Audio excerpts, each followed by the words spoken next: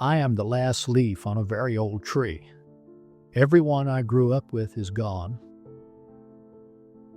The friends I played stickball with when I was 10, they are gone. The men I served alongside the Navy, they are gone. The co-workers I argued with for 30 years, gone. Even my enemies are in the ground now. And of course, my wife, Helen, went first. That was the absolute hardest one. Whenever people meet me now, their eyes get incredibly wide because I am 98 years old. I still walk down to the corner store every single morning. I still make my own black coffee. I still shave my own face. When they find this out, they all lean in close and ask me the exact same question. What's the secret, Arthur? What do you eat? They want a list. They always want a list. They want me to tell them about eating perfectly, about kale and blueberries, about tracking macros and exact calories. They want a magic formula served on a silver plate. They want a list that will save them. For a long time, I gave them what they wanted. I'd tell them my list. I ate mostly vegetables from the ground. Only lean meats. Not too much sugar. Black coffee. No powders. No vitamins. I told them I kept my food clean. And I believed it was the truth. When I was your age, sitting right where you are, I thought eating perfectly was the ultimate shield. That would protect my body from the end. But then, as the years went on and the chair across from me got emptier, I started paying much closer attention. The people I knew who treated their diets like an absolute religion, the ones who counted every single calorie, who weighed their chicken, who felt deeply guilty every time they ate a slice of birthday cake, they left this earth just as fast as the guys who ate eggs and bacon every Sunday morning. Some of them left even faster. I had a doctor once, Dr. Harrison. Brilliant man. He knew everything there was to possibly know about the human body and food. He told me, sitting in his office when I was 55 years old, that if I didn't cut out butter and red meat entirely, my heart would fail and I'd be dead by 65. He was so sure of his list. I went to Dr. Harrison's funeral 30 years ago. He lived by the book. He ate perfectly clean food every single day, but his mind was never at peace. He was always stressed, always rushing through the day, always worrying about the next thing on his schedule. If a perfect diet list could keep a man going, he would have lived forever. But he didn't. So if it isn't just the food, what is the real difference?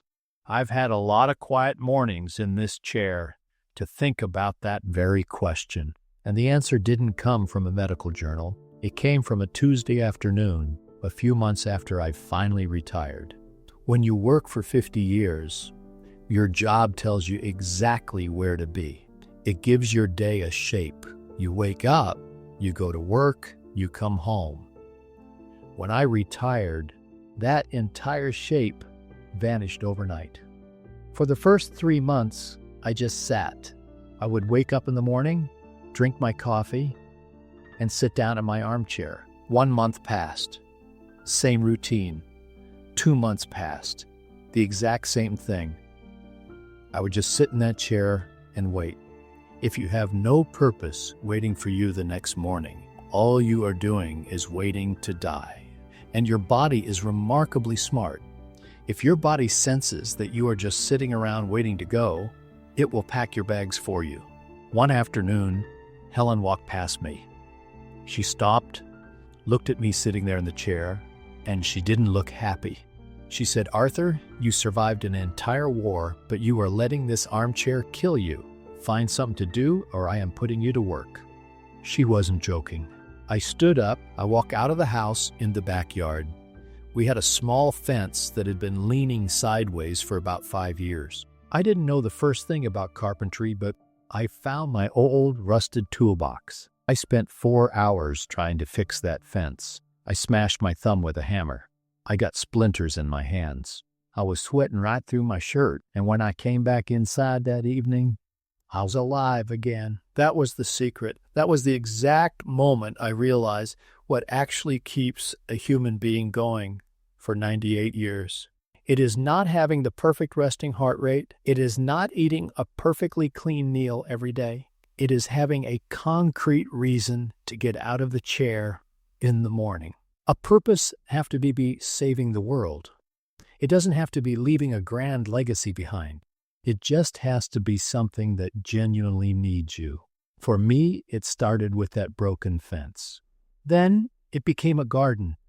I started growing tomatoes. Every single morning, those tomatoes needed water. If I didn't get up, they would wither and die. So I got up. Then I started walking down to the local park to feed the crows. Not the beautiful songbirds, but the loud, obnoxious crows. They started recognizing me. They would wait for me every morning at exactly 9 a.m. I didn't show up with their food. They would go hungry. These are embarrassingly small things, but they were my things. They gave my day a shape again. Every morning, I gave myself a tiny reason to get up, and those little reasons kept me here. The men I watched go the fastest over the years, the ones who fell apart completely, they did not die from bad diets. They died from feeling entirely useless. They retired from their work, and they retired from having a purpose at the exact same moment. They just sat down in their chairs, stared at the wall, and their bodies took the cue. They drifted away slowly and quietly, with perfectly clean arteries and completely empty days. But here is the hardest part, the part nobody wants to talk about, and they ask you about living a long life. Helen passed away 14 years ago. That first week without her, I didn't want to get out of bed. I absolutely did not care about the tomatoes. I didn't care about the crows waiting at the park. The entire center of my universe was completely gone. What was the point of eating clean or staying healthy if the person I wanted to share my remaining years with wasn't sitting across the table? One morning, I walked to the kitchen and poured my coffee.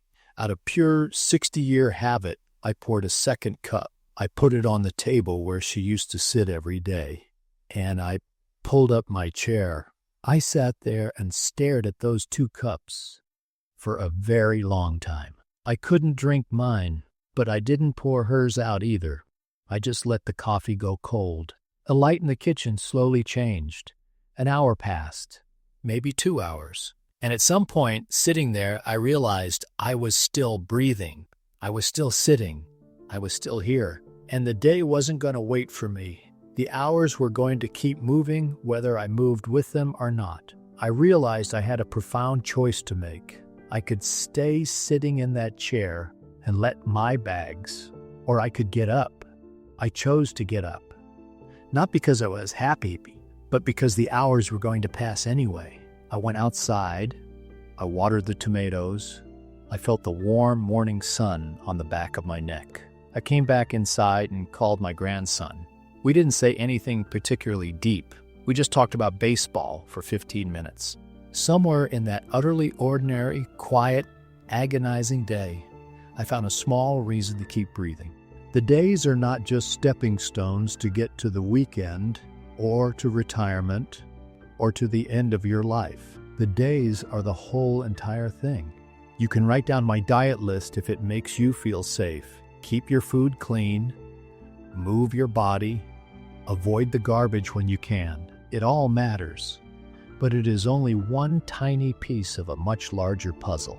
If you truly want to live a long life, you have to find something that needs you. Fix a broken fence, plant a garden, check on your neighbor down the street, stand outside in the sun. Stop just trying to get through your days. You can easily make it to 98 years old. You can have an absolutely perfect diet and sleep schedule and still have checked out early in all the years you spent waiting to arrive somewhere.